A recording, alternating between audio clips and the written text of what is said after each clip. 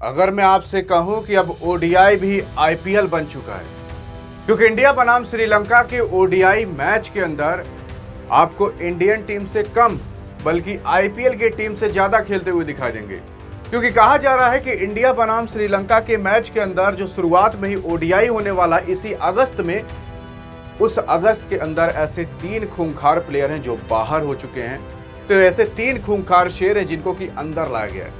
लेकिन ये 3 खूंखार शेर जो अंदर आए हैं, इनको एक्सपीरियंस की बात कर लें तो नील बटा भेली है। तो जो बाहर निकले हैं वो एक्सपीरियंस के जान जाओ करता धरता। लेकिन क्या भारत अब इन 3 प्लेयर को निकाल कर ये मैच जीत पाएगा? क्योंकि भारत इसी अगस्त के अंदर बांग्लादेश के खिलाफ कुछ मैचेस खेलने वाला था, 3 ओडीआई और 5 टी20, और ये चालू होता इसी 17 अगस्त से। लेकिन कहा जाता है ना कि यार समुद्र खारा है, उसको समझने के लिए आपको पूरा समुद्र पीने की जरूरत नहीं है। वैसे ही बांग्लादेश के अंदर क्या हो रहा है ये आपको देखने से ही पता चल जाएगा, वहां जाने की जरूरत नहीं है। क्योंकि कहा गया था कि भारत यहाँ बांग्लादेश में मैच खेलने जाएगा, तो भारत ने साफ मना कर दिया कि देखो भाई, बांग्लादेश को खुद ही अपने आप से नहीं संभाल रहा है, उसकी राजनीतिक और कूटनीतिक मामला काफ़ी ज़्यादा गड़बड़ है। वहाँ पर एंटी इंडिया भी चलाया जा रहा है स्लोगन, यानी कि इंडिया के खिलाफ कुछ बातें उठाई जा रही हैं। तो वहाँ पर जाना भी टीम इंडिया का सही नहीं है। टीम इंडिया ने इसलिए कहा कि भाई हम नहीं जाएंगे, जो 17 अगस्त से मैच होने वाला था उसे कैंसिल मारो, उसको सितंबर में लेकर चले जाओ, वो भी 2026 में। हाँ जी, सही सुन रहे हो, यानी कि 1 साल बाद अब ये मैच होगा। लेकिन इसी की जगह भारत ने दूसरा शेड्यूल रख दिया है श्रीलंका के खिलाफ। अब भारत जाएगा श्रीलंका खेलने, 3 ओडीआई खेलेगा और 3 टी20 खेलेगा। ओडीआई की शुरुआत आपकी 17 अगस्त से हो जाएगी और 3 ओडीआई होंगे हर 2 से 3 दिन की गैपिंग पर, और फिर 3 टी20 का शुरुआत हो जाएगा। 31 अगस्त तक टी20 भी खत्म हो जाएगा। यानी कि 17 अगस्त से 31 अगस्त के बीच टोटल 6 मैचेस होंगे, 3 ओडीआई और 3 टी20 के। पहले ओडीआई फिर टी20। लेकिन अब ये सवाल उठ रहा है कि भाई यहाँ पर कौन से ऐसे प्लेयर हैं जो ओडीआई के अंदर एंट्री मार रहे हैं। लेकिन उससे पहले ये समझना पड़ेगा कि आखिर कौन से ऐसे प्लेयर हैं जो एग्जिट मार रहे हैं। तो आपको पता होगा कि जडेजा साहब और ऋषभ पंत साहब और आपके शुभमन गिल साहब। Shubman Gill captain, Rishabh Pant vice captain और जडेजा साहब आपके वॉरियर।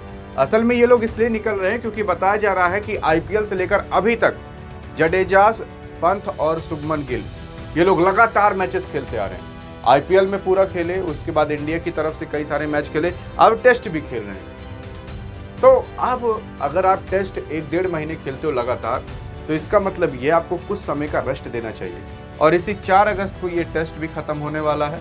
तो अब आप सोच कर देख लो कि बंदा अगर 1.5 महीने लगातार मैचेस खेलता है तो उसके शरीर और उसके फिटनेस का क्या होगा। तो फिटनेस पर भी ध्यान देने के लिए थोड़ा रेस्ट दिया जाता है, थोड़ा वेट गेन करने के लिए, मसल मास गेन करने के लिए, इन सब के लिए रेस्ट दिया जाता है। तो इस वजह से बीसीसीआई ने कहा है कि भाई इन 3 प्लेयर को बैठा दो, क्योंकि ये आने वाले फ्यूचर हैं, इनकी जगह भी हम किसी और को खिला देते हैं। तो अगर ये बाहर होते हैं एट द एंड, तो इनकी जगह कौन आएगा? तो सबसे पहले ध्रुव जुरैल साहब को एंट्री कराई गई है, क्योंकि यहाँ पर आपके ऋषभ पंत साहब बाहर हो रहे हैं। तो ध्रुव जुरैल आपके विकेट कीपिंग भी कर सकते हैं और बल्लेबाजी भी कर सकते हैं।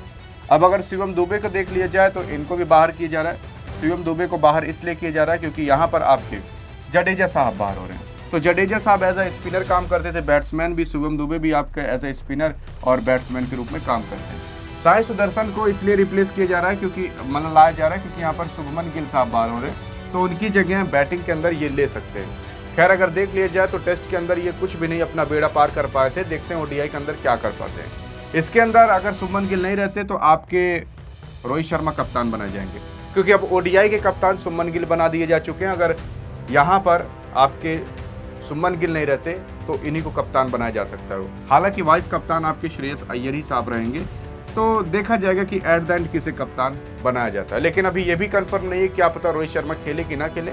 बीसीसीआई ने भी कोई क्लियरमेंट नहीं दिया है। बाकी यही सारी इंफॉर्मेशन थी बाकी यही था किसकी जगह कौन आने वाला है। क्या आपको लगता है कि ये 3 प्लेयर उन 3 प्लेयर को रिप्लेस कर पाएंगे जो बाहर जा रहे हैं? मुझे तो कभी नहीं लगता। आपको क्या लगता है बताइए कि जरूर। लेकिन अगर जानना है कि भारत और श्रीलंका की फाइनल प्लेइंग 11 क्या रहेगी, तो बगल में क्लिक करके देख सकते हैं, क्योंकि यहाँ पर आपको पूरा क्लियर होगा। मिलेंगे इस वीडियो के अंदर, तब तक के लिए जय हिंद और जय भारत।